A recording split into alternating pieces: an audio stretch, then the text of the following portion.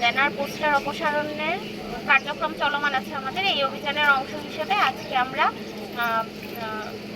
কান্দিরপাড় থেকে শুরু করে রানীর বাজার হয়ে ধর্মপুর হয়ে আমরা কুমিল্লা রেল স্টেশন পর্যন্ত আজকে আমরা এই অভিযান পরিচালনা করেছি। আমরা আজকে আপাতত এখানে বন্ধ করছি, পরবর্তীতে এই কার্যক্রম চলমান।